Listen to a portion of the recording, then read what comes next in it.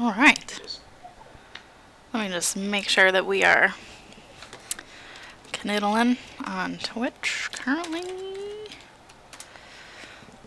Meanwhile, while I do that, I want to say welcome to anyone and everyone, the whole 2 people who are watching currently, to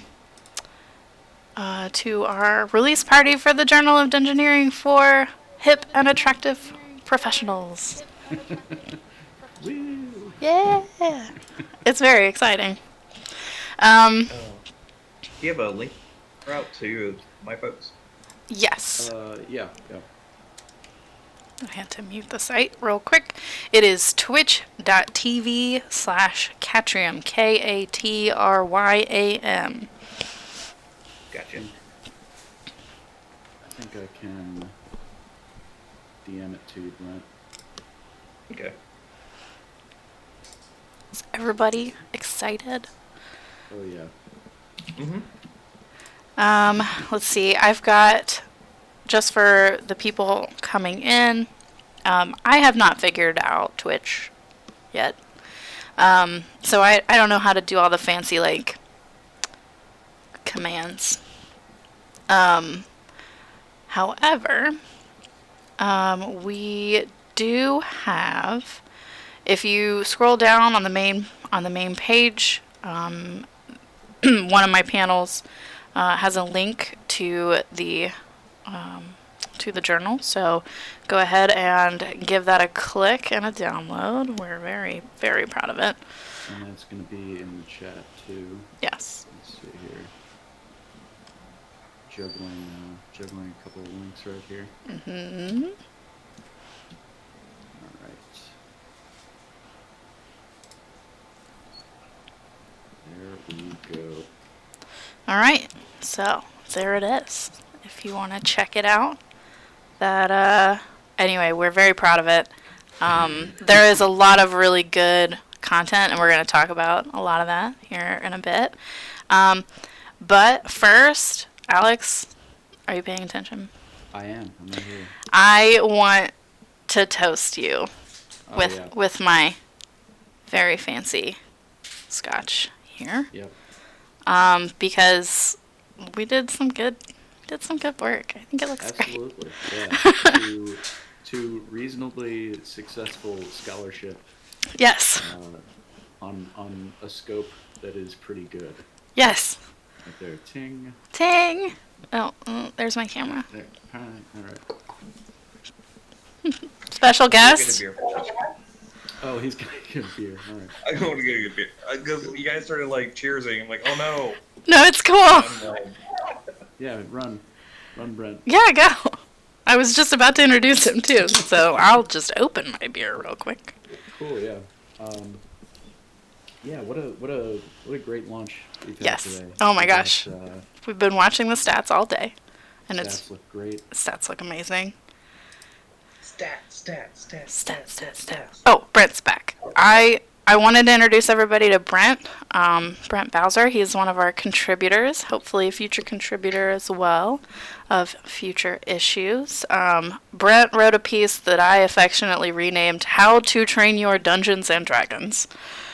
And, it's margarita or bacon, one of them. It's Margarita Sanchez. Margarita Sanchez. What a beautiful baby. We do love our cats over at the JoD. We do. We do, except for Alex, who has a deathly allergy. I would like them if I could stand near them. Yes. I just adopted a cat this week. She is hiding under the table. Oh, Joey's here. But anyway, so Brent, if you want to go ahead and introduce yourself, that would be great. Hi. I am Brent Bowser. I have a lot of interesting tags. Stand-up comedian, project manager, the regional venture coordinator for the Great Lakes region of Paizo Organized Play. Mm-hmm. Former published author for Magic the Gathering and Scry Magazine. I think once you're published, you're published. Yeah. It's not former published. I mean, the magazine doesn't exist anymore, so. Okay. True. Thank you. and Red Panda enthusiast. So All right. Pretty cool. Fantastic. How are my levels now, Hero's Shade? I am Am I gonna. sounding better?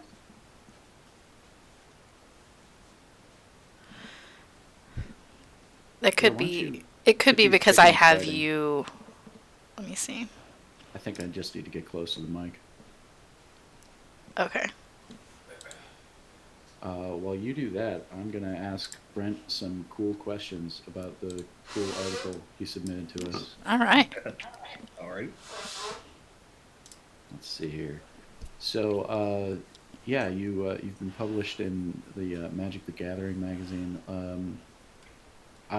So your article was about organized play, Mhm. and I wanted to ask a little bit about because you're also a stand-up comedian.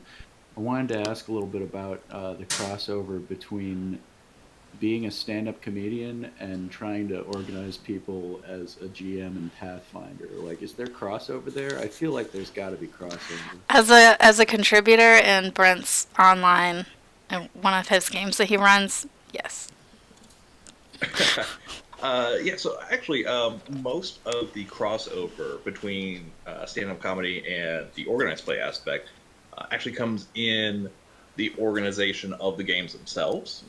Uh, so working with, getting the product out there, welcoming people into the gaming community, working with our various host locations, whether it's our the stores that we play at, the conventions, to have that symbiotic relationship of uh, like, yes, we bring. I get really offended when the store says bring us customers because these are my friends and my community. They're customers, but treat them like the people that they are. On the same token, though, we're really depending on our host location to also advertise that we are here and we offer, uh, a wonderful experience for people to come and join. So that's where a lot of my crossover comes from in that aspect. Because with the stand-up comedy, you can't just be good. Like you have to be Right. likable and enjoyable and foster your own audience and really get them to want to come see you, as well as where you're performing also needs to advertise and be excited that I'm coming because they want their people to meet me and I want my people to enjoy their establishment. Sure, like you want the venue to promote your act just like you want the venue to promote your gaming table. Yeah. Yeah, that makes a lot of sense actually. Um, let's see here. How did you initially get involved in the Pathfinder uh, organized play community? Like what made you think that would be a fun idea? By accident. Oh, uh, it's honestly I got involved the same way that pretty much everyone else gets involved. I did not have a home game at the time. Uh, I met someone at work who was involved in organized play. They got me in, and once I learned what the schedule was, I just started attending regularly. cool. Uh, the guy that got me involved in it just started doing home games with his friends.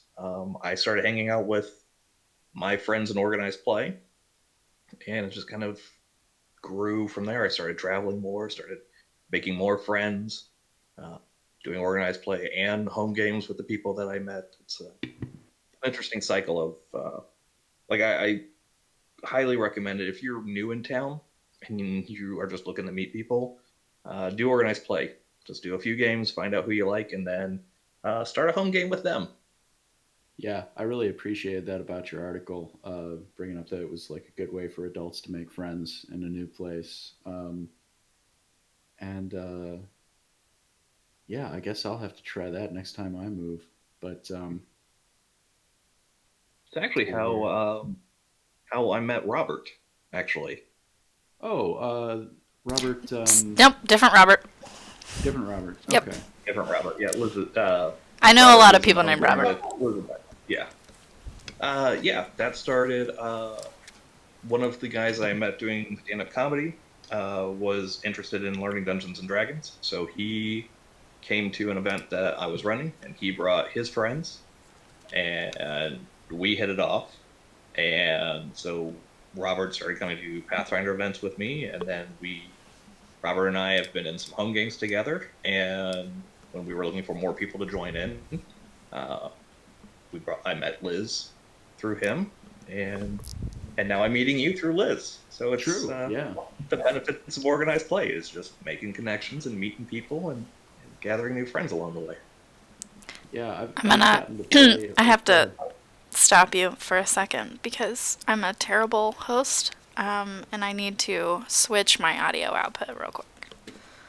I need to make sure that we don't lose any of this. Because Discord does not like to play nice with my settings. Okay, how are we doing? Discord. You sound good. All right. Yeah. Okay. Anyway, continue. Sorry. Alrighty. Let's see, where were we? Oh, right, yeah. So I've only played a little bit of organized play myself, but it kind of came about because of the pandemic. Like, Gen Con was canceled, everything was canceled. So if I wanted to get out and enjoy the hobby with other people, I couldn't get out.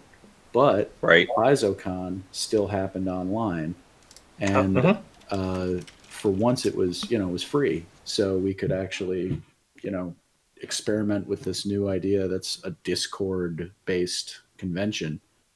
And I had a blast. I played like 4 different games over the course of 5 days, and yeah, I was really impressed with how well the organized play model fit with that environment, and also like how easy it was to just find a group of random people and have that sort of organizational support to just get a game up and going.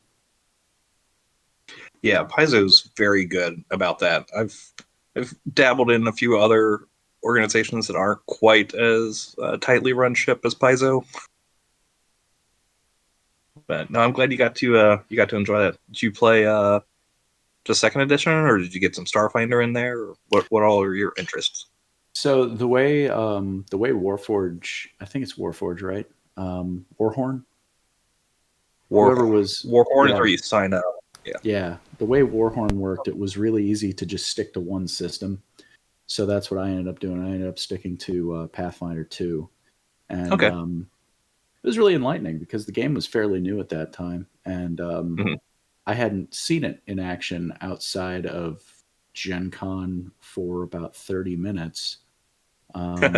So, seeing it in action outside of my home table was like, oh, that's cool. That's how these people are running these rules. And yeah, it was great. And just seeing the variety of ways that GMs run the game online.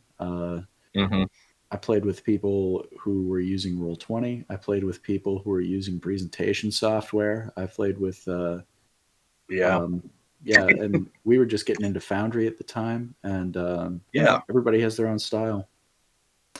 Yeah, we're using Foundry for the game that Brent is running, and I, as a player, enjoy it. I don't know anything about the GM side. It seems like a mess, but it's definitely like everything during the pandemic, right? Like all technology has needed to just get better immediately. Yeah. Yeah. So it's going to be really interesting. Actually, so our call for submissions for our second issue is it deals with that. So if anybody out there is interested in that, how innovations have kind of changed the tabletop space over the past year. So yeah.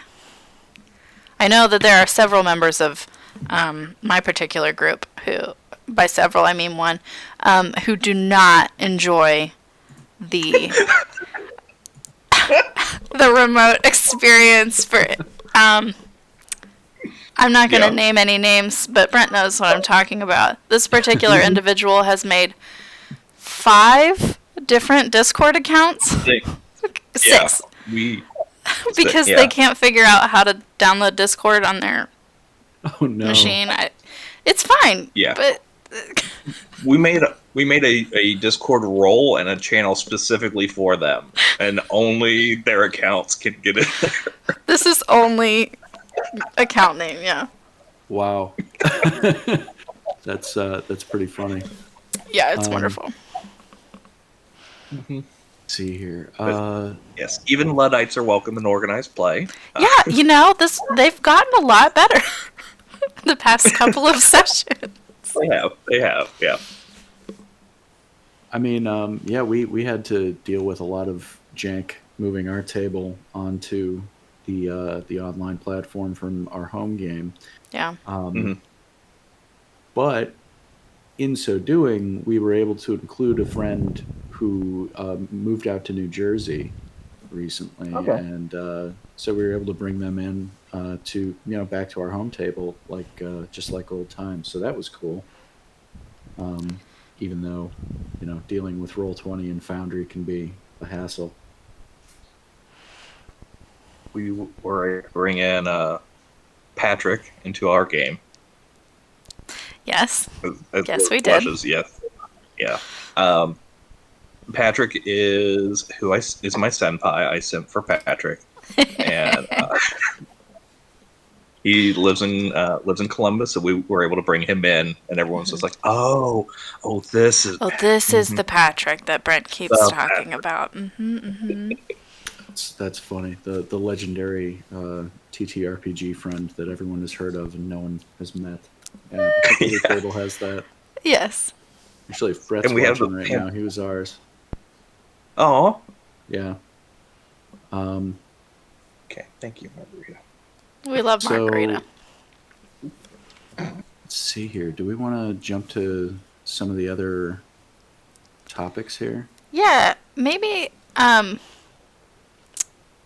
don't know how you guys feel about this video game situation, Yeah, if you wanted to get the game but I started. could I could start playing a game that I've never seen or downloaded or heard before, and Well, this one's pretty easy. You just sort of set up a fantasy battle this and one's pretty easy.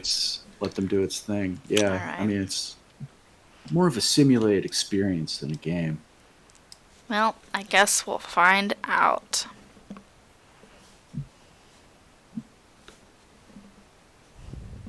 Do you guys want to chat about some other stuff while I get this going here? Yeah, let's see what we Apparently, got here. this is Yeah, I was also Oh, I'll pull out that curious. Felix the Flump letter. That'll be fun. Oh yeah, what is happening? All right. Sneak Attack Jack sent over this letter, and it caused a lot of controversy in our local tabletop Discord. Sneak attack Jack. Just barely a shouting match, I would say. It achieved just that level of fervor in the Discord. Sneak Attack Jack writes, "Hi there. I was asked to send my dilemma over your way. The paladin player in the campaign I'm running got bitten by a were-rat and failed his constitution save and became cursed with were-rat lycanthropy. okay. I may have been It may have been poor planning on my part while following the adventure, since it's my first time DMing.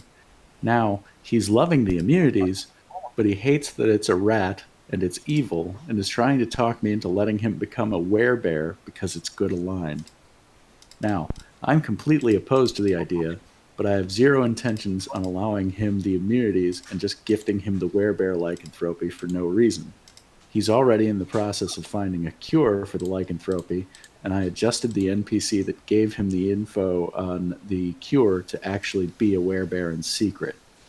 I was planning on having the final secret ingredient be some of the paladin's blood drawn from the bite of the werebear NPC, causing a weaker werebear lycanthropy curse, but I feel like I need to present some sort of test that the paladin needs to pass in order for the lycanthropy to happen.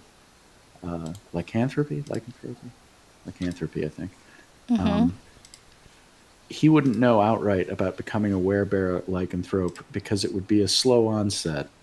Thoughts on what I might be able to present as a test of worthiness for the NPC to decide to pass on the curse?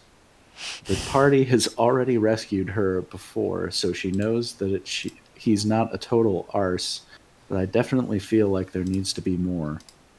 And somehow this paladin is lawful neutral, if that matters at all. Thank you for your consideration, Sneak Attack Jack. So I'm sure that raised more than one flag for you, as it did for us. Oh, look at the little men fighting each other. I'm gonna win.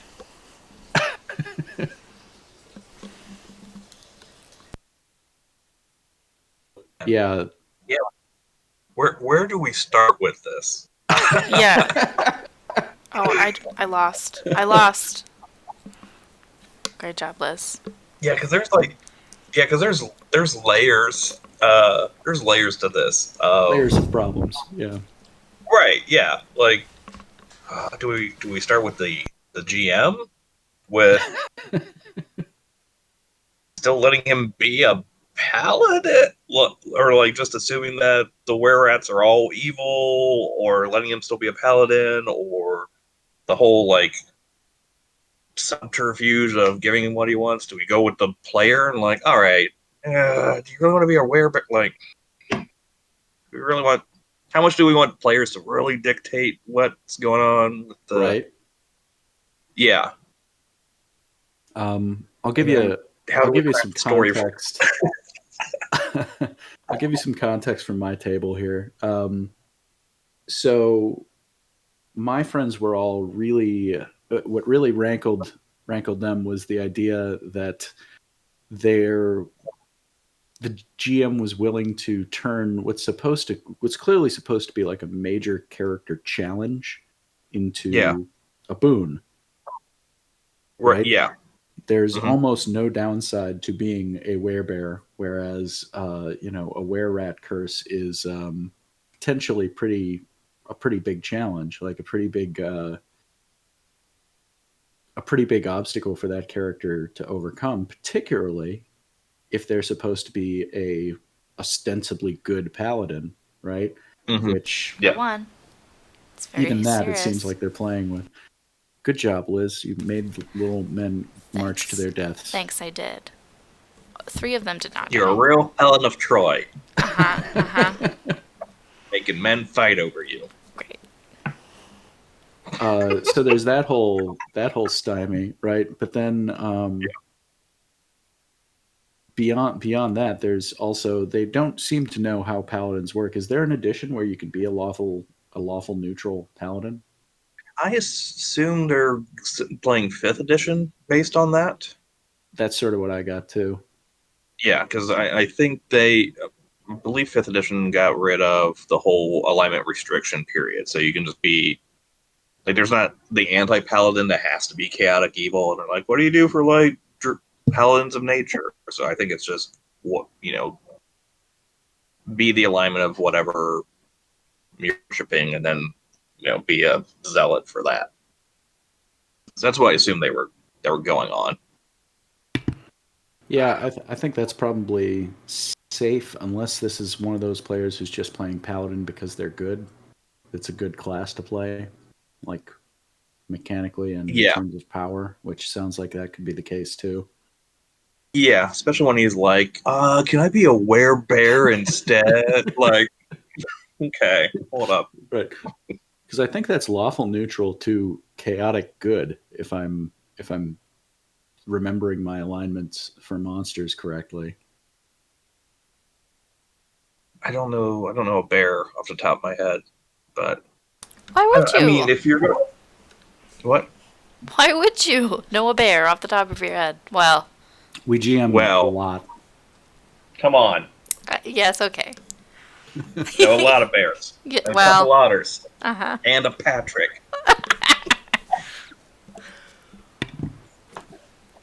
So, I guess at that point, I would start with the GM, and I don't think I would necessarily, if you're having like lawful neutral paladins anyways, I I don't see that the problem is necessarily that the were-rats are evil, because you're still the lawful neutral paladin. You just have the curse of lycanthropy. So I would just really start to enforce that. And every full moon, here you go. You're Mickey Mouse in full plate. Have at it. You know. There's some cheese. Roll me a will save. Get a wisdom save against this cheese. I could see Like, that. yeah. That's how I would start. Is just really like balance the benefit, balance the immunity with the problems of things. Maybe as his legend grows, other oh my gosh, this guy is super powerful. Like, oh, we've all heard of the legendary were-rat paladin. We better arm up with some silver arrows and just let the NPC start wrecking this stuff. Yeah, and I think that's what the whole situation's missing. Like the player is trying to figure out a way to power game it over the GM, and the GM seems to be caught between appeasing the player and undoing what they seem to think was a mistake in storytelling, right? Because they're probably thinking, I should not have made this character a were-rat in the first place. That's what I'm imagining. Well, that's kind of half of the fun. Maybe this also alludes back to your how to stand-up comics Yeah. handle DMing. Like if, for example, let's say that you have a champion type character who is very much in fitness and lifting and getting those gains, brah, and you introduce some sort of growth hormone or some sort of stimulant that you would expect a good character to reject, and they instead lean into it. All right, well now they're a sponsor for this. So that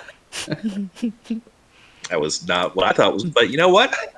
The player has made the choice now, so we're going to roll with it, and it's going to start affecting the way people talk to him, and now he's got withdrawals. So I don't think it's a mistake. It's just where the dice landed. So now you just gotta integrate it into your story now. Yeah, that's a good way to look at it, and I guess you can kind of relate it to a heckler, right? If you can get a good joke off on a heckler, then you've made the night more fun for everybody. But if you start getting rankled by the way the dice fell with the audience, then nobody's having fun at that point. Right. Yeah. And most of the time, hecklers aren't there trying to derail you.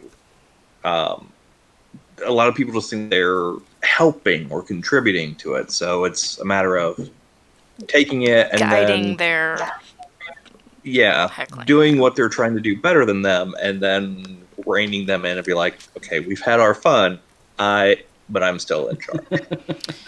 Right. I had the microphone and the GM screen. We had our moment. Original Bredius Prime is saying that the situation reminds him of Remus Lupin in Harry Potter. He's good-natured, but at the full moon, he's a liability. Liz, did you read those books? Yes, of course I did. Maybe you guys can talk about that. Of course I did. Maybe talk about that.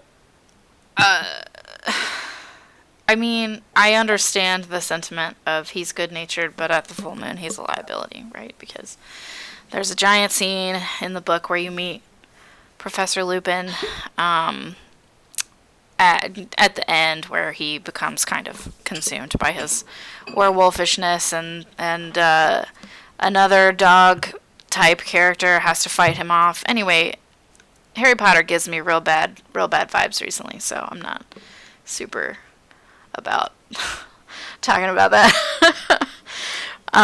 But yes, it's one of those situations where, like, yes, you made that decision, and now, like, as the GM, I'm gonna I'm gonna go. I'm gonna go with it. Although, Brent, you did say he's gonna go through withdrawals. Do you want to talk about what happened this weekend to poor Ollie and how, Oh, and how I think yeah. an example of perhaps the GM taking the reins and leading towards something that may or may not be good for the character arc. Yeah.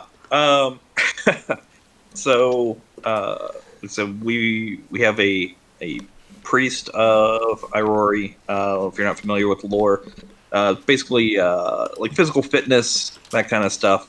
He's a real swole bro. This guy, I could actually post a link. and It's very good. He's so our bro. so He's our bro, but yeah, he's like a bro of the cloth. Bro Yeah. off the cloth. yeah. So yeah, he chugs his swoley water. God, I gotta write that down. That's Yes! gotta be a thing now. Yeah. Swoley water's gotta be a thing now. Okay. So he was training with a bunch of guys because they also wanted to get swole and get gains like he gets, and they started taking shortcuts, and we introduced some drugs to them. And I thought, being a priest of physical perfection, that he would reject that and maybe, coach them on don't do drugs. And instead, he was like, I can get more gains? I'm like, oh no, this is awful. So long story short, our bro of the cloth is now addicted to cocaine. Yes. Mhm. Yeah. And his dealer also sells magical items. And so now he's walking around with the emblazoned logo of his dealer trying to sell cocaine and magical items. Yep. Oh, and it's an MLM. Oh, Johnny Caputo Writers joined us. Hey man, how you doing? Hello. See, Anthony Hello. Trogdor has joined us. How are you doing? Hey! Yeah, a lot of people we were looking for just jumped on the channel. Yeah, We're just very talking excited. about this weird letter we got for the advice column that we're going to be addressing in the next advice column. It sounds like we're going to have a lot to say. Yes. Oh, and I got So killed by the blue team. did your group address the how to become a werebear? Oh, no, that they threw that straight out the window.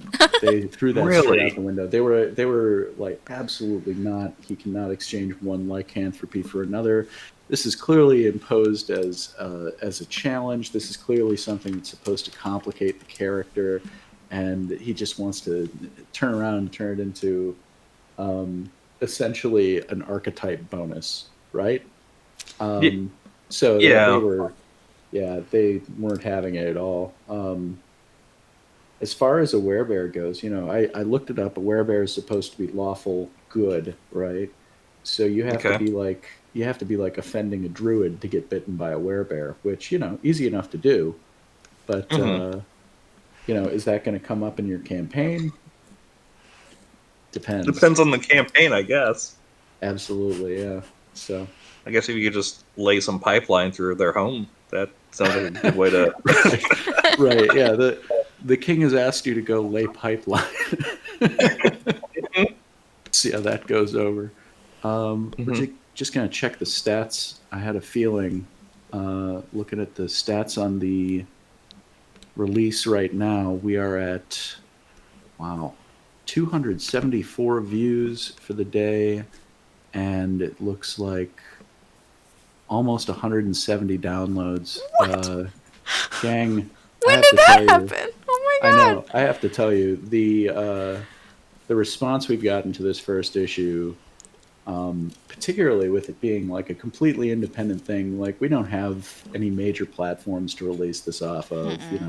this is off of a .com that we rented and a Reddit account that we've been building for a year and a Twitter account. That's how we launched this thing. And we're getting more attention, more downloads on this than a lot of people get when they release their first apps. And I think Johnny Caputo, writer, he writes here, people are thirsty for this kind of Yeah. thing. I think that's exactly what's going on. Absolutely. People, Yeah. you know, we found a niche, and as hopefully as people pass around this first issue, because it's getting a really good response, as people pass it around, we're going to get more responses and more submissions for the second issue. And Yay. if you're just joining us, remember, we're a paid publication. You write for us, and we will pay you token rate and promote your work. And we just want to see you in this conversation with Yep. us. So Yeah, I think that really kind of describes the vibe that we're going for, right? It's a conversation. It's something that we want to be able to talk about at the table, at the gaming table. I came into this project not knowing a lot about tabletop role playing. This was before I started the game with Brent. I just know Alex, and I like his work a lot, and he was like, "Let's do this thing," and I was like, "Yeah, sounds good." And from doing this project, I have learned so much. Oh my gosh, that first interview that we did you want to talk about that? yeah, let's talk a little bit about the Jack Birkenstock interview. Yeah. Let's see here. So we hit up the Badana group because they had released this book. I'm going to very quickly put out their game programs link on the chat. There we go. Bodhana, BODHANA group.org. Yeah. So I approached these guys for the journal because they had just released this book called Wizards, Warriors, and Wellness, which was about taking role-playing games and applying them to youth therapy, right? So you've got kids who've got problems, kids who've been victims, who need mental health support, who need social development, right?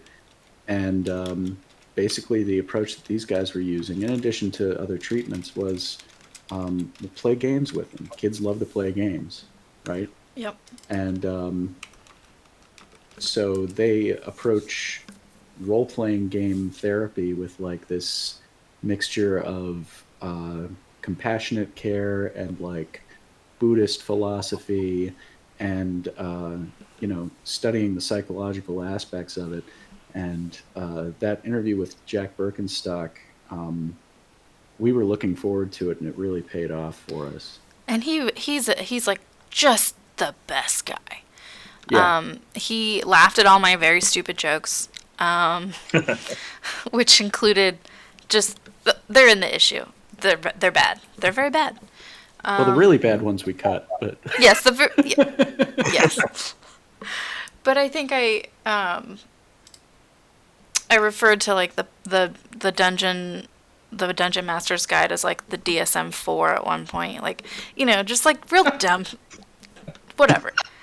But it was really interesting listening to him talk about, use the words compassionate care, like how compassionately they are able to kind of take what they know growing up, or what they knew growing up, what they learned, and apply that to their psychology practice. And it's just a fantastic piece. I hope everybody reads that one.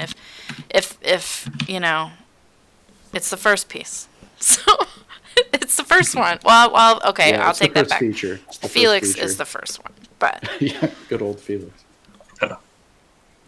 No, I found it very interesting. yeah. And that conversation, I mean, we cut it down to 8 pages, but that was, It was a gosh, we lot. talked to him for about 90 minutes, I think. Yeah, we talked to him for a while, and we actually had made plans to go to. He does I don't remember what it's called, but they do a convention every year, and this past year was going to be their 10th anniversary of of a convention, and I think it was somewhere between me and Alex, or it was on the other Philadelphia maybe. Might have been on the other side of the state.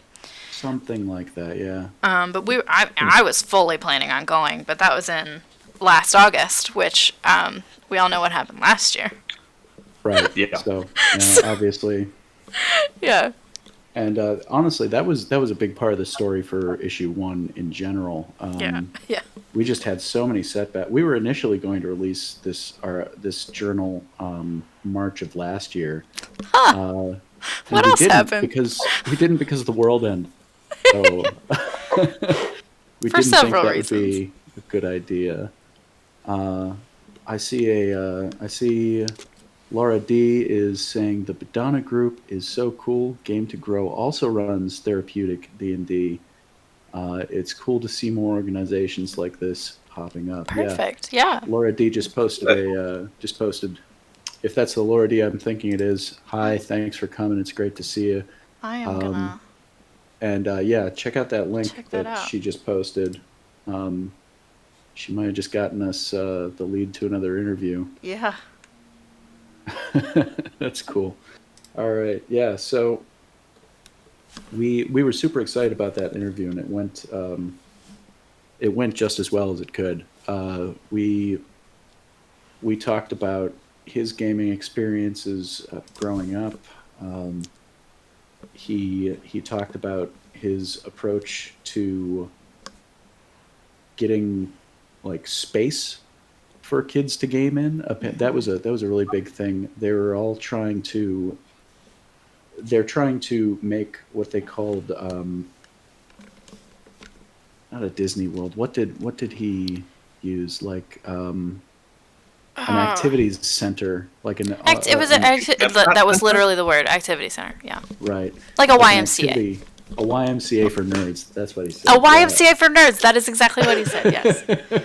A YNCA? There we go. So they're trying to build communities for kids who need like safe social spaces to come and game. And I don't know about you guys, but wow, I probably could have used that as a youth. Yeah, it would have saved me from a lot of just endless hours alone in my room with my head in the clouds. We need some of those, even for adults. To be honest, some spaces where women can just roll dice and not have to be on constant defense, or where gay people can just exist, and people of color can just exist not have to. Yeah, would be real nice to have those for us too. It would be. And hopefully this journal is going to show that there's at least I'm gonna use someone in the chat use the word thirst, and there is a thirst for this kind of content, right? Yeah. Open, inclusive, non-misogynistic, non-trans misogynistic, non-homophobic. We're gonna use all the words, right? For this kind of content within the gaming space, and I think people like Jack Birkenstock are and I guess this this Game to Grow place, like they're paving the way for us, and we're really just the people like with the megaphone, like. Yeah, and we're trying to find more people to interview in the journal who are creating spaces like that. So if you guys know of other people who are trying to create that space and people, especially who are paying artists and content creators to create under those spaces, let us know, because that's what we're trying to get into. And I'm going to post the submission link Yeah. again here because and you guys can send anything to this submission link if you've just got a round idea. Yeah. You don't necessarily have to write an article or write a question to Felix. You can just We are shoot us an open idea. to just shoot us an email. I mean, like, we'll answer questions. We'll do whatever. You can even, if you know what, if you don't want to copy and paste an email address, you can literally just email me on Twitch. Like, that's fine too. Whatever. Oh, that's true. Yeah, we could DM on Twitch too. Yeah. I want to see, Liz, are you able to summon a mammoth to crush the blue team? Oh, am I? I don't know. I forgot I was playing. Let's see. Oh, I can. Oh no, just kidding. I don't have enough points. Ah, No, not enough points. you should go back and mess with the point totals so that you can bring in some crazy units. Well, I have some chieftains now. Drop a stimulus check. We only wish. I don't know what this is gonna do. We'll just see. Oh wait, I have more points now. How did that happen? And wow. Let's see here. So, Brent, what is your favorite kind of NPC to introduce to your games? Oh man. Fizzgig. Trying to think. Was that what his name Man. was? It Maybe. wasn't. It I- wasn't Fizzgig. That's the name of What was something. Fitzgerald? What were you talking? Who are you thinking of? The one that followed Ollie around Oh, and then was following me around. Yeah. The closet. That. The closet. Yeah. Fizzgig is from Yeah. the Dark Crystal. Okay, Yes. my brain. I have a lot of fun with non-language speaking characters Here we go. that are sidekicks. Oh, that's fun. Yeah. So, I mean, this takes on several forms. In Starfinder, there's a thing called a Zarb, which is basically Fizzgig from Dark Crystal. It's just a big ball of fur with giant teeth. And it tries to be very scary. And it ran a store, and one of my players out-intimidated it. So it regarded that player as senpai. And it would just follow him around and like hold his hand. That's wonderful. I had another person another player who had an axe beak as his mount, so I played him as a chocobo, and we would just hold entire conversations. Quack, quack, quack. I do love a chocobo. Yeah, yeah. I just love not talking to people and making weird noises at them and role playing. That's about half of my marriage, honestly. Oh my god.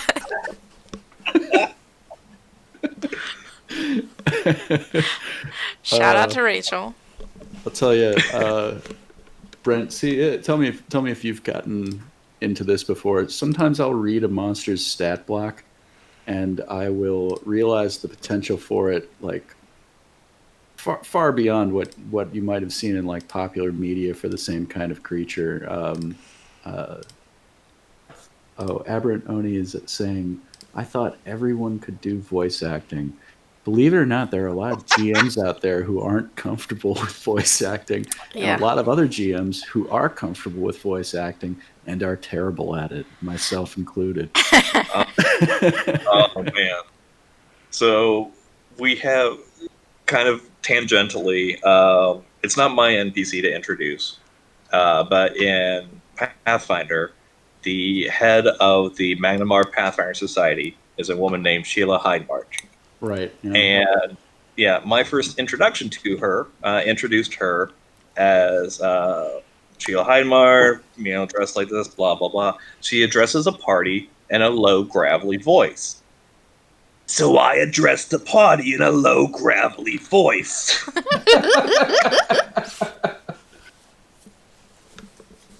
And Wonderful.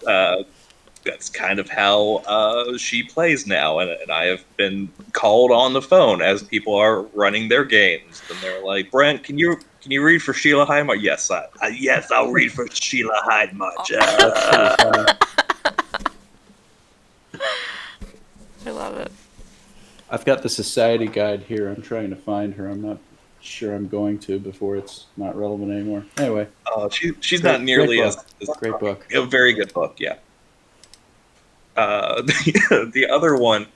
So for Starfinder, there is a woman named Loisiel Sabo, and I play her as a strong Southern general person. She's very much in charge of everything, and I did that, and then the some of the developers for Starfinder are like, well, that's her voice now. That is just how she. Mhm.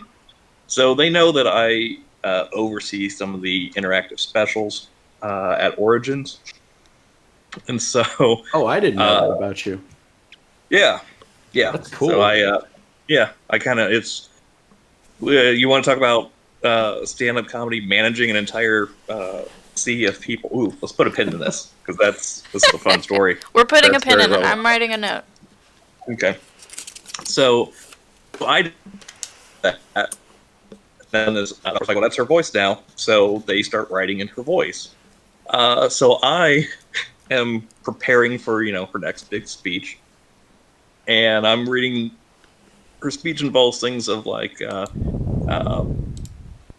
the Starfinder Society shall rise from the ashes and be stronger than they ever were before. And I'm like, you realize I have to talk about rising again to be stronger and conquering in this Southern voice, but like, and the Starfinder Society shall rise. Like, you realize that's going to like, yeah, that's why I wrote it. Oh no. Good. So the story in that one, there's a beloved NPC, and the beloved NPC is like, I'm gonna sacrifice myself. You go finish the mission, and you get to decide. And so like, and this is for interactive specials or like multi-table. And I got real cocky. We were like, it's the beloved NPC quest giver. Like, no one's gonna let her die. Everyone's gonna rush to her aid. So we're supposed to like hold a vote to see which way the scenario branches. So I'm like, okay, all right. So I'm like, we don't need to do like a tally system or anything like that. I've got the microphone. It's gonna go one way. Piece of cake. So I go, all right. All in favor of saving the beloved NPC. What? All in favor of honoring her sacrifice and continuing the mission? Yay! And I'm like, oh crap! It's like, and it's just as loud. And then everyone in like, we had 45 tables with no. 6 players each. Start yelling at each other in character, of like, focus on the mission. We can't leave Stitch behind. And the room erupts into chaos. Oh my gosh. Yeah, and the author and developer is just watching me like, let's see how you get your way out of this. And I was like, there was some sheer panic on my face for a minute because I lost. So yeah, that was a fun moment. I basically caused a riot. No, that's really interactive interesting. It's interesting because the way that you talk about it is I lost the room, right? And that's like how a comedian would talk about that situation. And I think the parallels here are a lot more clearer to me now. Right? So tell me what you think of this particular NPC scenario. So back when I started GMing Pathfinder 2, I noticed that they had an entire section in the rules about shape-shifting dragons, and most dragons, but particularly green dragons, have access to humanoid form. And so what I started doing in my campaigns was throwing in a green dragon whose goals were parallel to the parties in some way, Okay. so that they wouldn't necessarily have a reason to be in conflict, but they would be operating within the same community at the same time. So there'd be I see Pansy Pants over here has just said it's a mimic. Yes, also a classic. Yes, it is a Everything's mimic. a mimic. It's always a mimic. So there would be a green dragon operation in the town that they were working in. You know, partially as a red herring, but also to give them a potential person to either align with or piss off, right? And I've found that to be really enjoyable. A lot of the dragon stat blocks have just wild possibilities like that, and some of the smaller monsters have interesting abilities like that too. But have you ever dabbled in the humanoid shape NPC? Not not really, but I'm really into your idea. I'm kind of want to steal it now. What Steal it. was your Green Dragon's horde? Because So that's the other aspect that I really want to start toying with.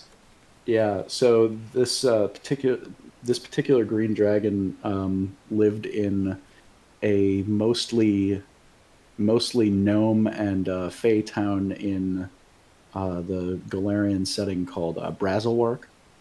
You might be Okay. familiar with it if you've played certain campaigns. And so he had a vineyard operation set up, and he owned two very large plots of land right next to each other. So they were those plots of land being right outside of town. hmm We had rangers in the party, and they noticed kobold activity there. Right. Okay. So once the party hmm smells kobolds, they know something's up. Right. hmm So Seems right. the horde ended up being an enormous supply of books because the green dragon was educating its daughter underneath this massive manor, and also had this enormous supply of gold and wine incoming and outgoing because of this vineyard operation that it was running. And essentially, they had just decided this gnome village was their domain, and as long as the economy served it, it would be left alone. You know, so that Okay. was Yeah. sort of the side quest to a story involving a changeling whose parents were not happy that the daughter was a changeling, sort of scenario. Okay. Yeah, I like that idea a lot. 'Cause it was a now fun that's it was a fun quest. yeah. Because now you've got me thinking about some of my players and some of their attachments to things, and if there couldn't be a dragon hoarding something that they have as well, like Beanie Babies or I'm extremely attached to my new companion, so you can't do anything to him now. Liz, did your alchemist get an animal companion or a construct No, companion? he's not human. He's a as Azerketi. I wrote, literally, it's on a post-it note on my monitor. And he is my new bro. Azerketi. A Gilman? Oh, Yeah. a Gilman. They got a lot of love in this new book. This Mhm. is Oh, guys, uh, Alex is breaking out the book. Time to take a drink. yeah, right. Whenever Alex breaks out a book, take a drink. That's the Azerketi from the brand new Lost Omens Ancestry Guide. hmm A great new book. We're definitely going to be reviewing. I'm either going to review it or someone else is going to review it for the second issue. Yeah. What a fantastic book! Have you gotten into this at all, Brent? Oh yes, so I love everything that they're doing with this of the heritages, the ancestries, all that. So much more choice. I love how more balanced it is. I also just love all the new options. Spoiler alert: androids and sprites in the ancestry guide. Like what? Like You insane. can play a You can grig join our now. game now. They have It's androids. amazing. Yeah. Chris wants I nothing more than to actually be a have. robot. That tracks. Yeah, no, so I actually have one of my newest Pathfinder Society characters is a primal sorcerer sprite named Lana Del Rey Frost.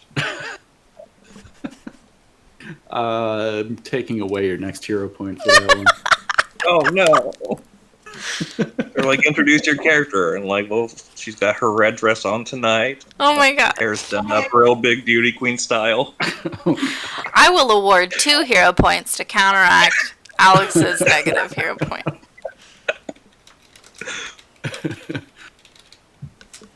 Oh wow. I'm tweeting that.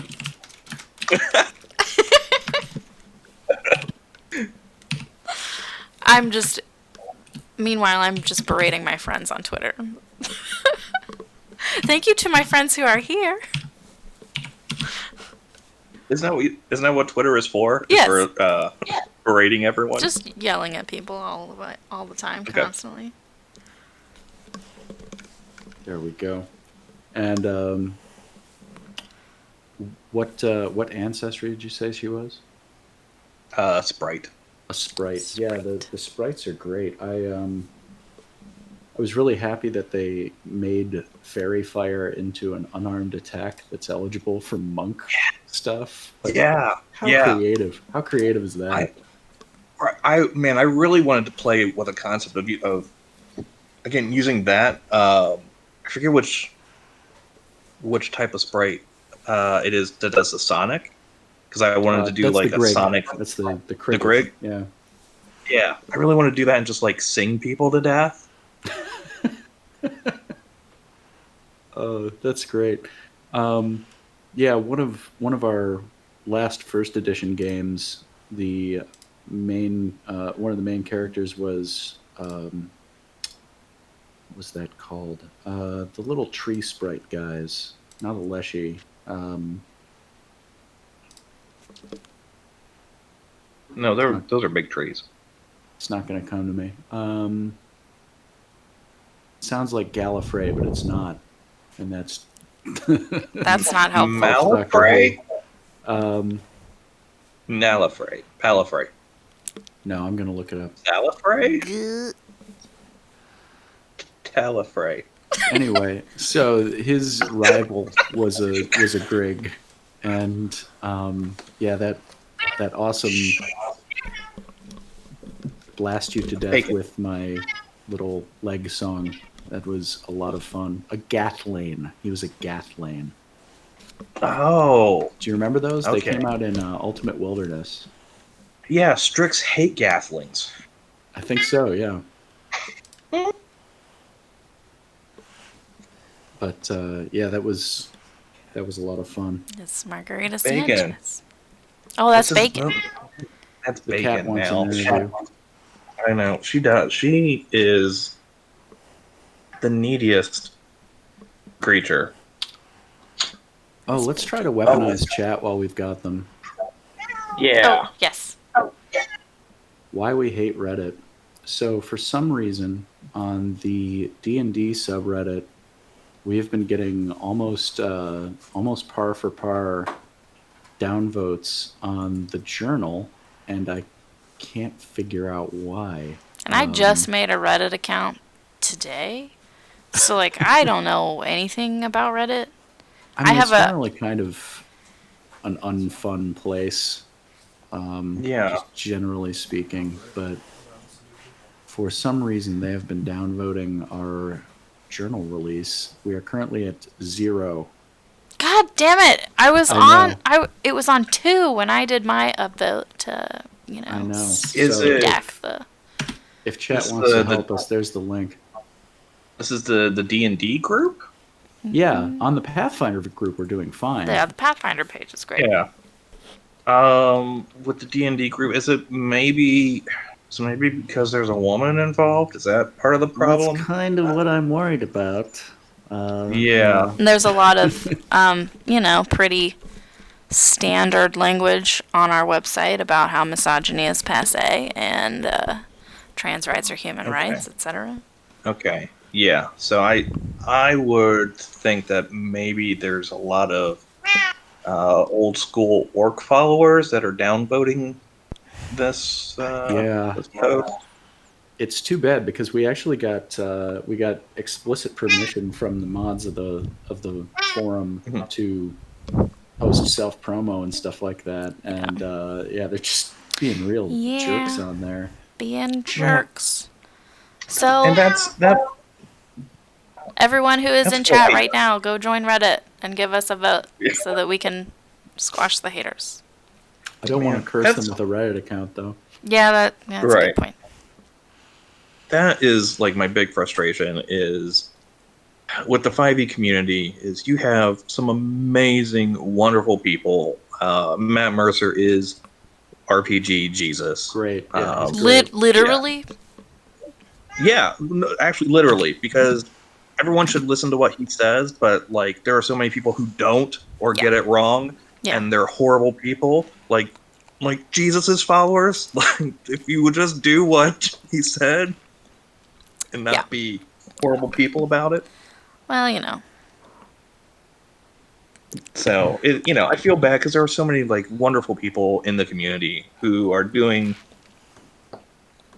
just good human beings who are producing good content, producing good vibes into the world, and then there's the other half of them. Right. Actually, that reminds me of a book that we covered very briefly in this issue, but might get a full review in the next issue. Tell me if you've heard of this one, Brent. The Anatomy of Adventure by M.T. Black. Have you heard of this? I don't think so. Go on, I'm very curious. M.T. Black is huge on the Dungeons and Dragons like official community, the DMs Guild. Okay. Right? And releases tons of content on there. But he wrote this book that's called The Anatomy of Adventure. I'm going to link it here real quick. I can do it, Alex, if you want to just keep talking. Yeah, I'll keep talking.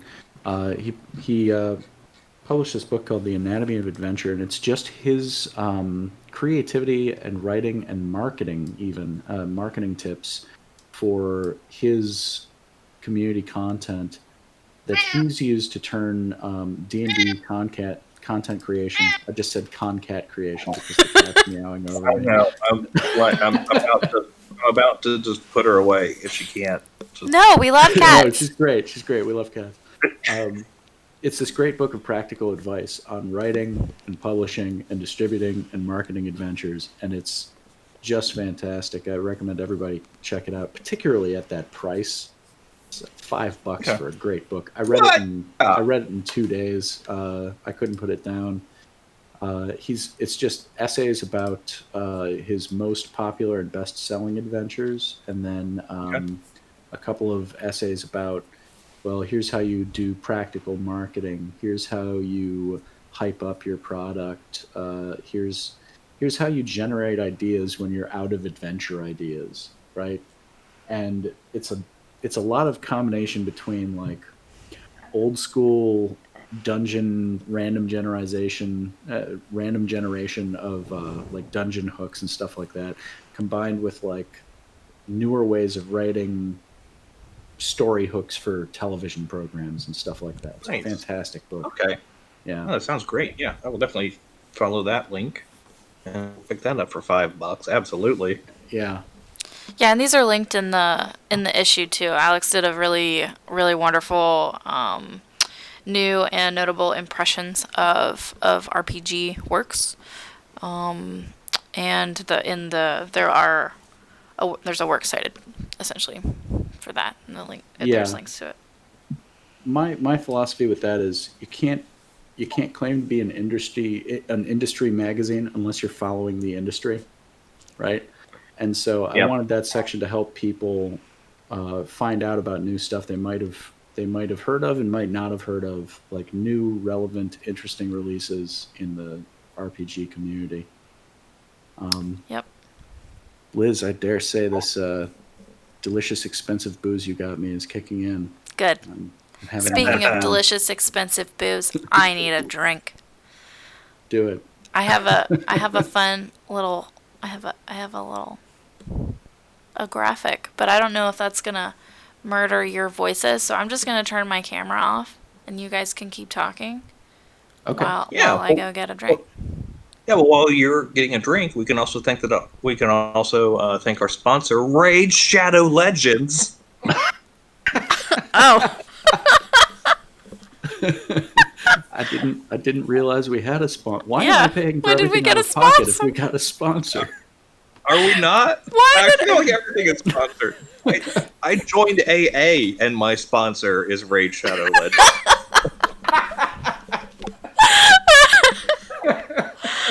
listen, if we have sponsors, the next jar of this is gonna be That is fantastic. Oh, how about this? what? Awesome. Anthony, thank you for following our call to weaponize chat on the D&D subreddit. Huzzah! That really helps, bud. I haven't been following. Thank you, Anthony. Wait, is it Rex?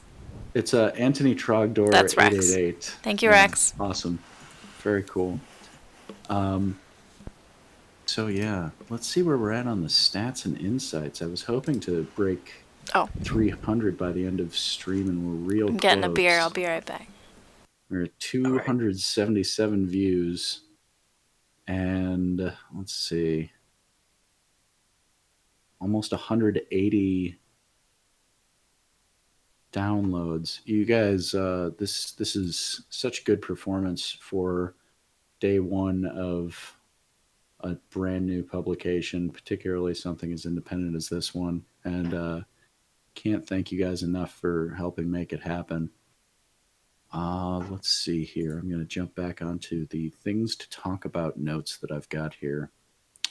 Should we Ideas wait for till Liz more. gets back to talk about the future? You know, I think you could probably speak to this one, Brent. Ideas for more cat pictures. I feel like Bacon and Margarita might have to feature in the next issue. Yeah, I can certainly. I was looking at the pictures that you had, and I really enjoyed a lot of the nerd collage isn't the right word, but like the table setups, collections, and things like that. Yeah, that's. I'm I shouting will them out have in chat to right now. incorporate Bacon. I will have to incorporate Bacon and Margarita Sanchez into some random gaming pictures, so you can splash into future art. Absolutely. Yeah. Try and get the Original faces Bread is Margarita Sanchez Prime on like to show here. her butt a lot. Shows her butt a lot.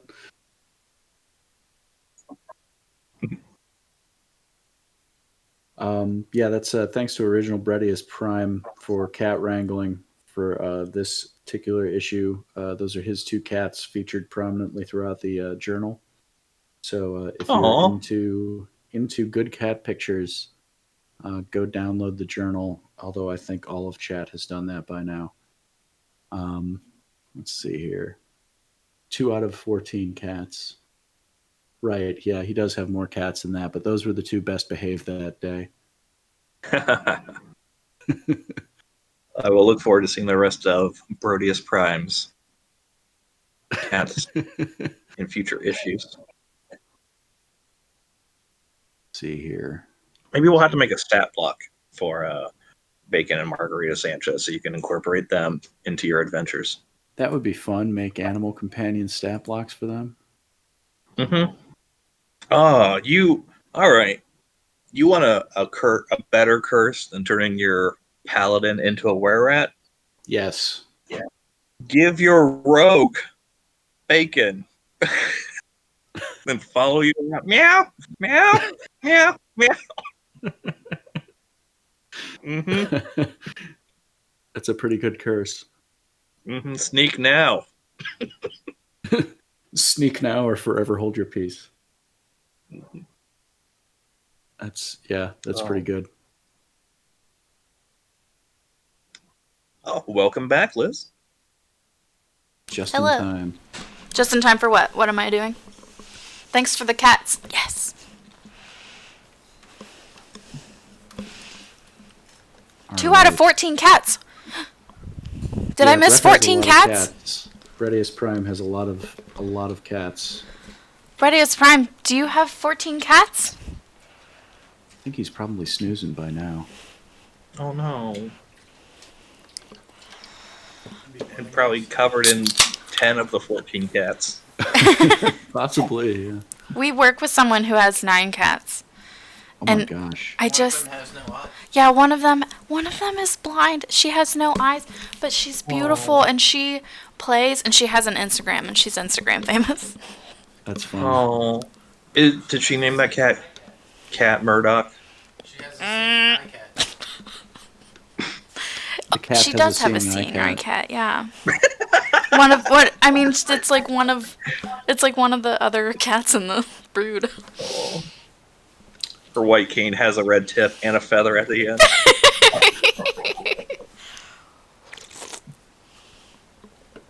That's pretty funny. Hero Shade says one of his cats tackled my dog and laid him the F out, and it was the funniest moment of my life. I was just talking the other day about so my grandma was a cat lady. Oh. Oh. We just adopted this cat and she's been under the table for a week and now she's like trying to eat my food on top of the table. So I'll call that progress. Yeah, that's good. Oh, yeah. But anyway, Good my job. grandma, old cat lady, she had like 20 cats at one point. Like, it was not a good situation. But she had a cat. His name was Satan. And he used to fight dogs. Like, and his thing that I remember the most about him is that he would eat green beans. That's not the first cat I've heard that liked green beans. I think that's a thing. It's weird. But, you know, Let's see here. health food. Liz, do you want to set up your army there and then tell us about your solidarity with Amanda's piece? Yes. All right. I gotta check this. What is going on? I have 3,000 points. I don't like the farmer ones. No, the farmers don't seem to be doing you any favors. They're hard. They get killed real easy. Well, my solidarity with Amanda's piece is probably kind of self-explanatory, and I think Brent has touched on this a little bit, but the fact that women have been kind of not allowed in the gaming space or given kind of the cold shoulder in the gaming space for such a long time. I mean, that's something that I also experienced.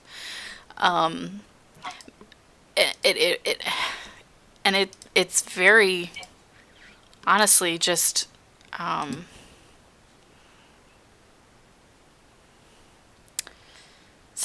doesn't make a person feel good. I imagine not. And it wasn't really, honestly, until grad school, maybe. Probably pretty far into grad school before I felt really okay in that space. I wasn't in the tabletop gaming place. Like Amanda was, but it was, you know, I was the girl who played video games, right? And I experienced a lot of. There are two sides to the coin when you are a girl who plays video games. It's one, all the guys think that you're supposed to be hot right? Because you're a girl who plays video games. Or two, and Amanda does talk about this in her piece. Or two, you're a girl who plays video games only to like meet guys, or Oh, like you don't know what you're doing because you're just there to be a face. And that has just been, that was just frustrating. So reading her piece was really, it hit home for sure for me. She does such a great job of establishing her credibility as a nerd Yeah. Oh yeah. in that piece. Like, Yes. I the mean, right various off the bat, conversations. it's, talking about Dragon Ball Z and Goku, and it's not one of those fake nerd situations, right? Like, and we also have this. My thoughts are kind of a jumble, but we also have the manic pixie dream girl stereotype working against us. We have this idea that, oh, girls only learn about nerd stuff to what? Because we want to impress you? Like, I don't understand. Like, why would I want to impress you? Right? how many times are you a fake nerd because you're not, you like the wrong things? Yeah, that too. Like, Oh yeah, don't even get me started on that. Like the fake nerd myth is one of the most pernicious in the hobby, right? Yeah. Like, oh, we've all seen the gatekeeping memes of like, oh, you play Dungeons and Dragons, name every dragon. right. We've all seen those online, but that's something that people actually have to deal with in the hobby, and it sucks. And I'm glad that it's becoming hopefully less of a thing, or at least a thing that a lot of tables are getting over individually. Yeah. It's going to be baby steps, I think, for a while. Yeah. But it is nice to know that there are places that do accept, non-white, non-men, men. you know? Yeah, yeah. Not that, listen, you're both white guys. I get it. But, yeah, it's been a journey, for sure. I still, to this day, cannot go into a GameStop without, like, feeling gross. Yeah, Hero Shade brings up it can be kind of insidious and not as obvious though, like you can play with us if you read these 8 books. Yeah. Yeah, definitely. Definitely the case. Yeah, everybody's been in a situation where they've been a victim of gatekeeping, right? But for some people, that's been their primary experience in gaming to a greater or lesser extent. Of course, and then you have, like, the very first time I played WoW, somebody just, like, gave me a full plate of, like, level 80 gear when I was like, what? Hello?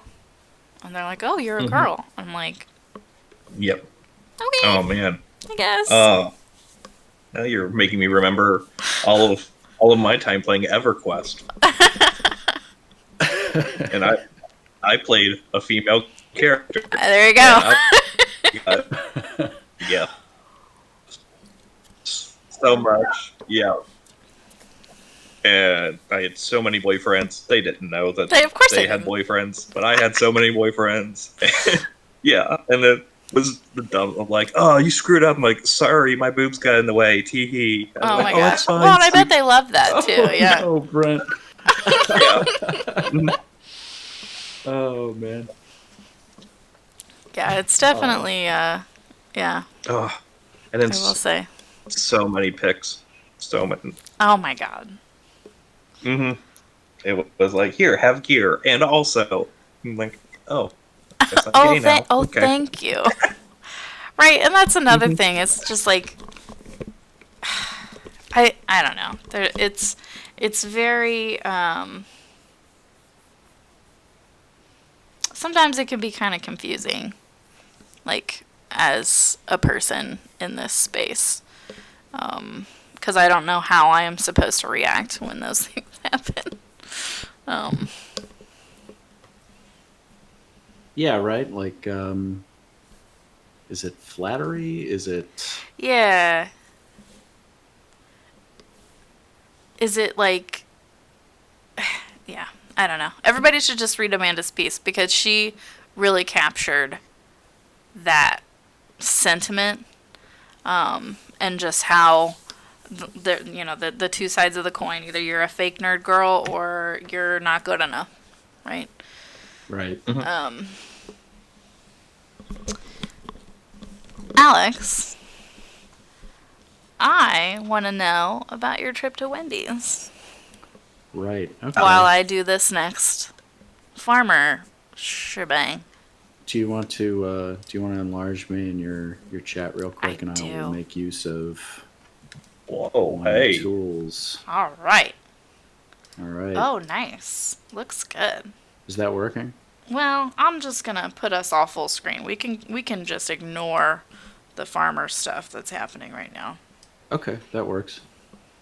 Yeah. So, for my incredibly brave and necessary review of Wendy's Feast of Legends, which is the least prestige part of this journal, I'm afraid. I dressed up like Kylo Ren Going and to a Star Wars funeral. going to a Star Wars funeral.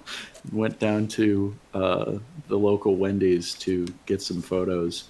Um, I just sort of assumed that, like, on my walk to Wendy's, I would see a ton of Wendy's trash, like, choking the streets of my neighborhood on the way there. And I'll tell you, did not disappoint. Surprise you did.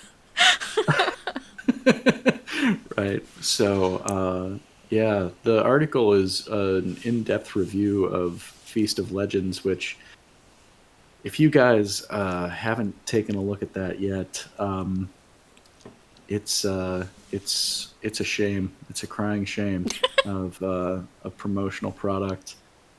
Um, I don't think I've seen more redundancy and lack of, like, creativity in a piece of gaming. I don't know what you'd call it, literature or No. whatever it is. Yeah. No, I wouldn't call it literature. Litter? Litter, yes. Yeah, there we is go. what it Litter. is. Yeah. Litter, So sure. I went down there to sort of try to feel out if the essence of Feast of Legends was the same as the essence of your standard Wendy's restaurant in Pennsylvania. Um, and I wanted to ask the question, these people have come to us as guests. They want to enter the RPG space and be welcomed so that they can sell their crappy food, right? And what sorts of hosts would we be to ignore them? What would it say about our manners if we were to deny them the same kind of deep and substantive review that we'd offer to, like, White Wolf or Kobold Press, right? Yeah, so So let's that talk was- about Wendy's. Yeah.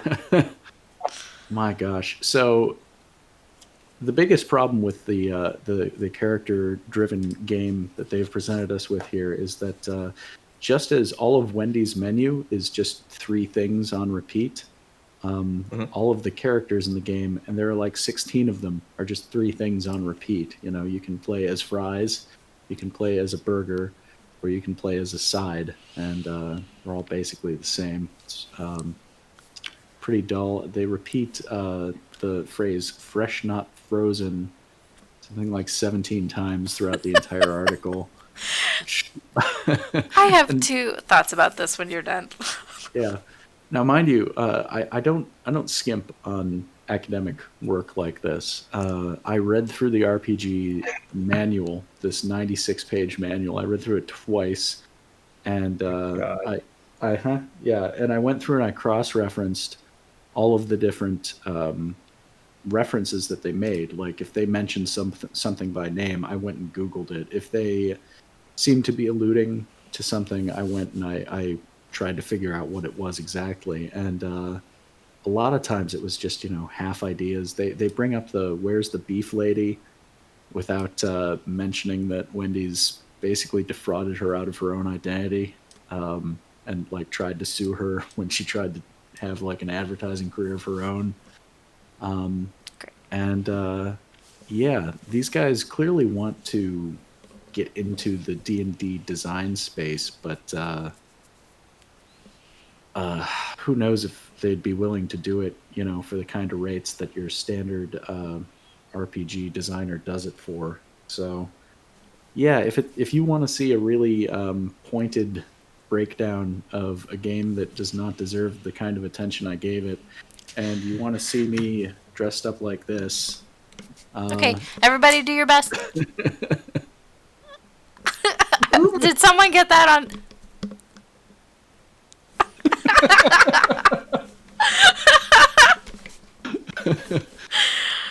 My screen cap fingers are not that fast, but I hope someone got that. Who knows? Let's see. I see that didn't catch us. That didn't cost us any viewers. That makes me worried. Welcome to our Wendy's podcast. Oh man, I'm excited. Now, did you play a? What kind of cleric did you play? Did you play grilled, homestyle, or spicy? Oh my god. But you joke, but that's literally how the game works. There's literally a home style and grilled and spicy chicken sandwich subclass. I wish I was kidding. This is ridiculous. I wish I was kidding. And they all do the same thing except the spicy one. I wish you were kidding too.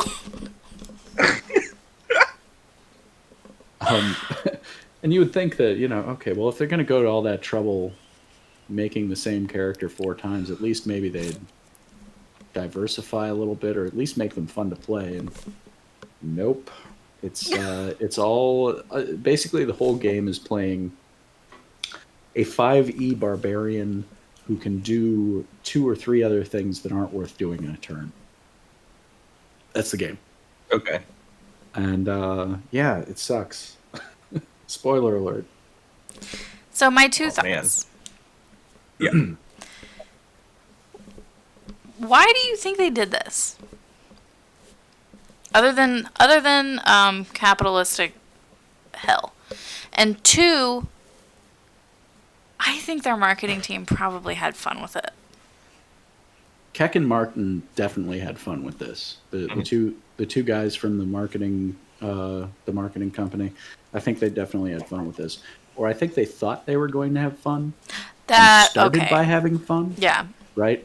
But as it became clear that redesigning or reskinning rather was what they did, D&D 5e from the get-go would require a lot of work. They just started repeating themselves. And they didn't have the amount of fun that the design space would have allotted. Yeah. So that's where I'm kind of curious of, and I would love to find some interview on this, of maybe like how many iterations this went through, and maybe like, because like the marketing execs just pulled out like some charts and graphs, right? And they were like, hey, D&D is popular, but right, unfortunately people who play D&D love Burger King, so how do we get in on that audience? And I'm sure like the Keck and Martin probably, like, in my mind, my headcanon is they had like a legitimate thing, and then they're like, oh yeah, and then there's like this white castle and we have to kill all these fry guys. Oh god.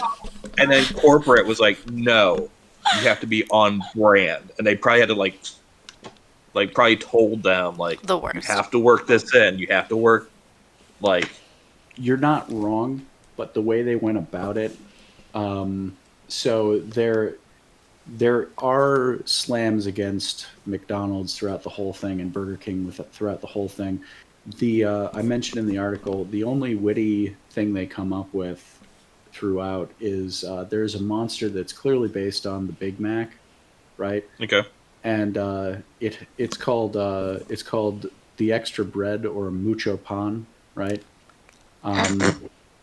And it has an attack, and its attack is technically a club, right? Because the middle bun in a Big Mac makes the sandwich technically a club sandwich. Okay.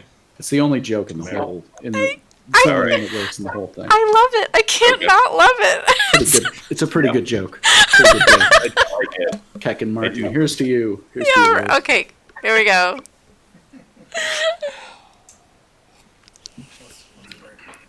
Bad Wendy's RPG. Brent, what are you drinking? I am drinking. This is Street Side Brewery, Roby. It is. Ooh. I bought it for all the reasons. One, it's a stout. It's a red velvet donut stout, and it's a luchador. It was. It's all A plus. How many? Yeah, how many circles? Chris gives a in thumbs up. diagram. Oh, hi, Chris. What's up? It's missing a shot of vanilla vodka. I think that is what really kicked this. Drinking tip: do drop shots of vodka in your stouts. Oh wow. All right. I will add that Eat to the something grocery first. list. Yeah, that's what I was gonna say. I'm struggling tonight, and I'm a regular. Oh, I'm not. I've only had this much. So We brought out the good scotch for this evening. yeah, I appreciate you buying me a bottle for this too, Liz. That was nice of you. If we if we get sponsored by, Raid Shadow Legends. there we go. Can we get a sound clip of that? Oh, speaking of sound clips, I don't know when is the appropriate time to talk about that. Oh yeah, But now's a good time. while we have Now's a the good time. most viewers on our stream, maybe we could talk a little bit about what we're planning on doing for the rest of the content for this issue. Actually, about average for this stream, we topped out at 16 at one point. I think Fantastic. it's pretty cool. Thanks, friends. 18. So essentially, we published the PDF today. It's accessible. It has alt text on all the images. But if PDFs are not your favored medium of choice, we will also be publishing each of the articles and artwork on the site as blog posts, HTML copy. Yeah. That can And be also read by screen readers. So we're going to be doing that one per week for the next few weeks until we run out of content. And then we will also be hopefully releasing audio versions of all of that content as well. And maybe We've compiling it gotten into most of it. we're still thinking about that. But Yeah, we've got most of it together. We might put out like a podcast stream for those. give me a what? If Yeah, we're you not want- quite sure yet. if you want podcast content from us, give me a what?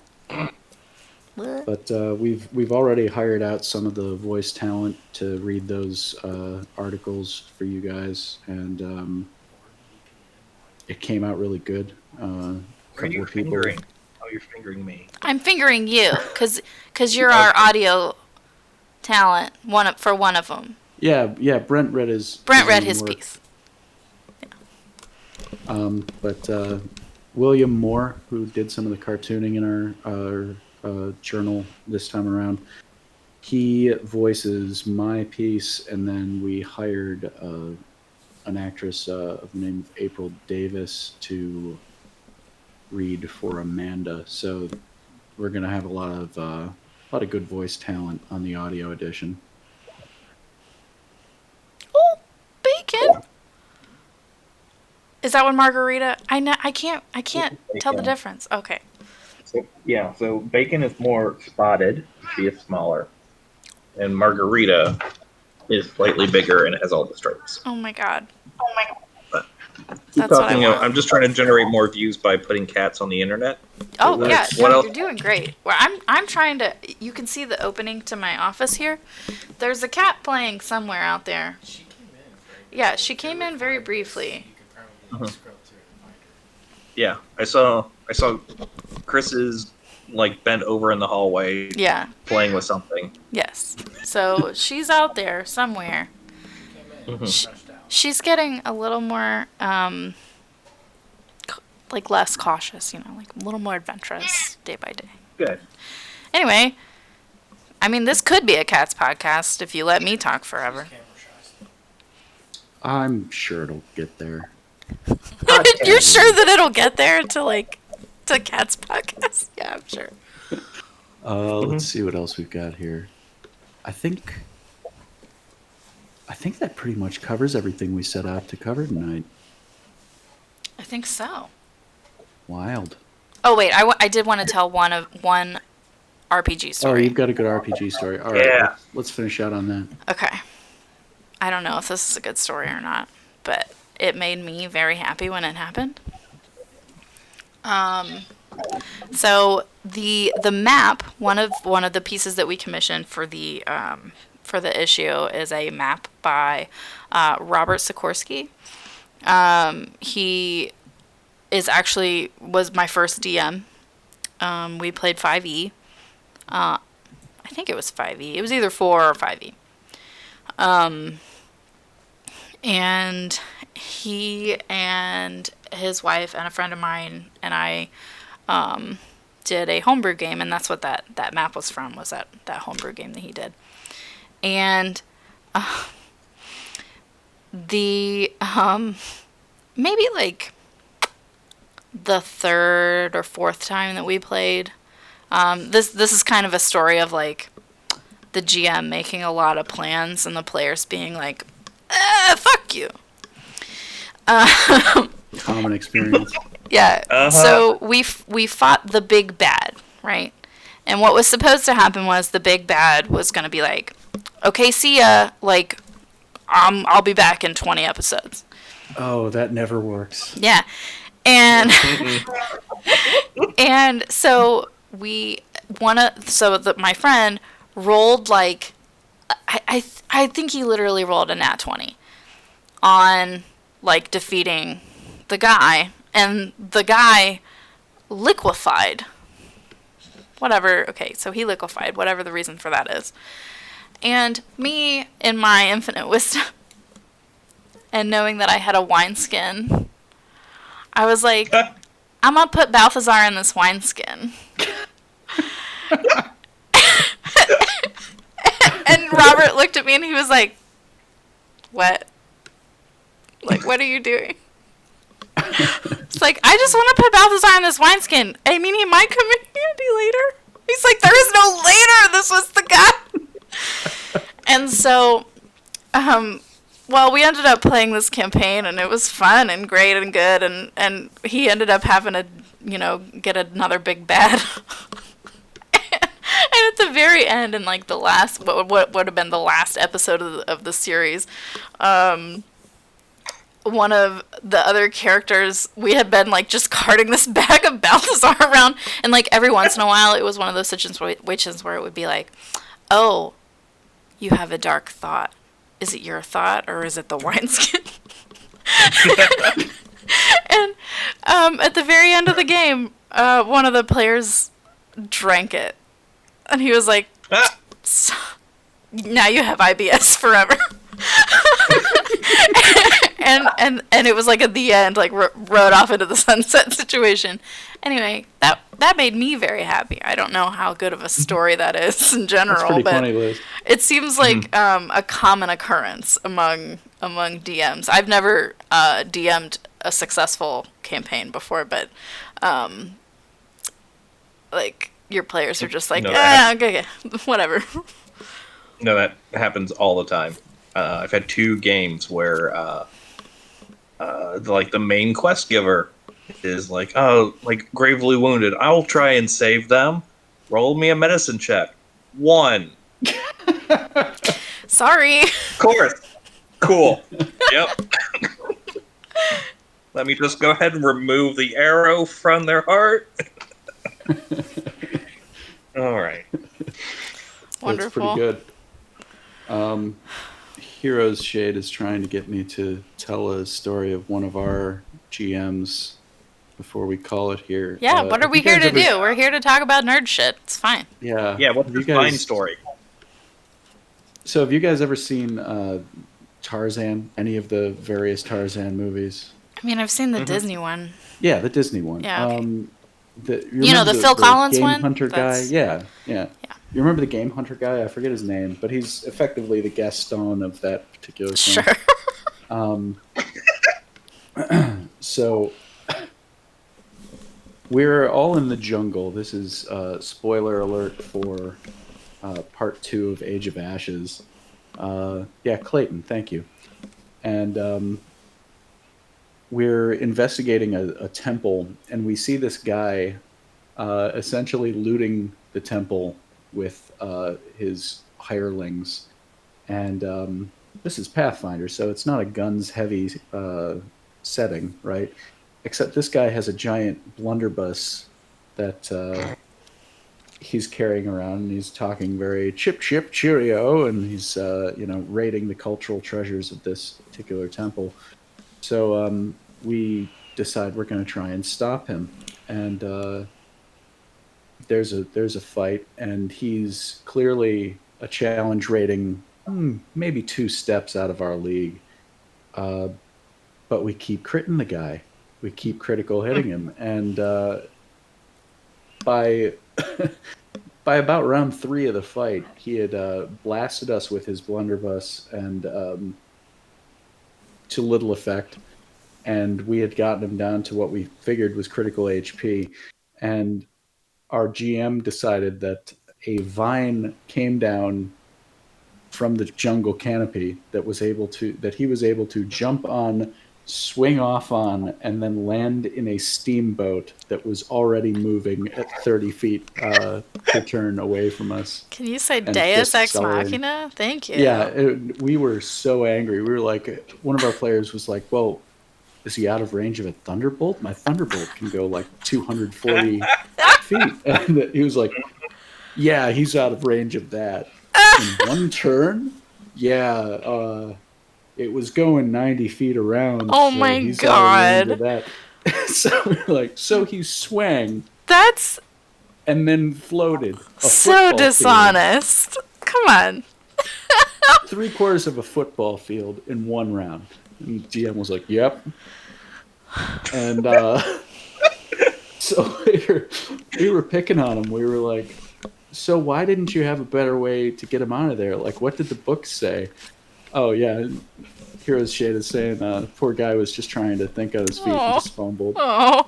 And we were like, why didn't you just use whatever the book said? And the book apparently said, if the players manage to kill this sub-boss, when he's supposed to appear later, just make him his identical twin Oh brother. no, that would have been worse. And so our GM was Okay, like, well, "That's the okay. stupidest thing I've ever read," and didn't do it that way. Yeah, good for him.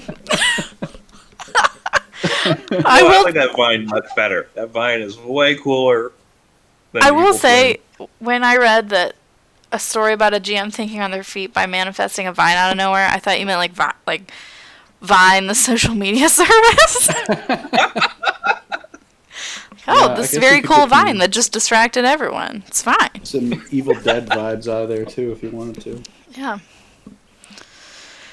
Well, do you want to wrap up? This seems like a pretty good spot. It's a pretty good spot, I Yeah. think. Do our final plugs. Brent, do you Yeah. want to do your plugs first? I sent links. Yes, let's so- put those links in the chat. I Yeah. have those. I don't have a Twitter because it is toxic and horrible. Yes. It is. Yeah, I do have some of my stand-up comedy on YouTube. You can YouTube? also find my debut album "Too Soon" on iTunes and Spotify. On Spotify, I'm gonna go. I don't have subscribe that to link. right now. Yeah. You just look for Vincent Holiday Too Soon. And that is my first album. And then I don't have anything out there yet, but on Drive-Thru RPG, if you look for Saturday morning games, I will have my first rules supplement. It will be a Pathfinder 2 in-game collectible card game. That's cool. We're gonna play Triple That's cool. Triad and Pathfinder. I can't wait. Yeah, basically. Yeah, pretty much, yeah. I think your voice didn't quite come through when you said what the album was called on Spotify. Too soon? Too Soon. By who? Vincent Holiday. Oh, Vincent Holiday. Vincent Holiday. Is that your stage name? Yeah. Oh, there you are. Hey, that's a good photo, you. Yeah. There we go. Added to library. Can you put the link up to that in chat? Because I actually can, yeah. Share. Copy Oh, on the- there we go. Heroes Shade. I was gonna say I got distracted. The drive-through RPG link is not live yet because Brent's piece is not up there yet, but that's where it will live. So if you bookmark it and refresh it, we'll tweet about it when he Yeah, lets we'll us tweet know that about it's it. live. Yeah. We're Yep. we're not going to let that come and go for sure. Yep. And let's see. Have some other projects coming, including a Pathfinder 2 Pro Wrestler class, and the third house on the hill. Liz has played through this. It's a creepy inn in the middle of nowhere. It's so good. That sounds like fun. Actually, yeah. you're talking about the, never mind. Yep. Mm-hmm. Yep. I can't say it without giving away the, I know, right? Yeah, don't spoil it for the kids at home. no spoilers. And rounding out the evening, we are at 286 views, and wow, Liz. That's. Did you hit 200 downloads? It's close. It's not quite. It's 175. It looks like. Damn. Hey, so everybody, close. go just download it real quick. No, I'm kidding. I'm kidding. download it, Don't do yeah. that. Yeah, so I will put down the call for submissions one last time. Anyone who's still watching, who's still thinking about whether they want to submit something to our next issue or not, come do it. Yep. And we'll Join be our we'll be conversation. around if you want to follow us on Twitter. All of our blog content, all of the pieces that are in this issue will be on our website in HTML format, and we'll be posting about that on Twitter Yep. as well. It's twitter.com/JoD4HAP. The number 4. JoD, the number 4, HAP. There's that. All right. Well, Oh, and follow me on follow us, Twitch. man. You're here, Oh, right? yeah. Just Yeah, fo- follow just her. just hit the button. What's wrong with you? Click that heart. Whatever, it's fine. Thanks, Anyway, Rex. thanks for coming, and many thanks to Bacon and Margarita Sanchez for their lovely, Their color commentary. their color commentary, and thank you, Brent, for contributing and for coming to our very first release party. I promise the second release party will be in person. Yes. Okay. Yes, All right. I am. Well, we're very slow. We know this. And so Yeah, by the time we put out issue 2, hopefully, we'll see. I do not endorse that message. All right. Okay. Let's call it here. All right. Anyway, thanks everyone. Thanks for coming. I am gonna stop streaming now. Bye. Okay. Bye.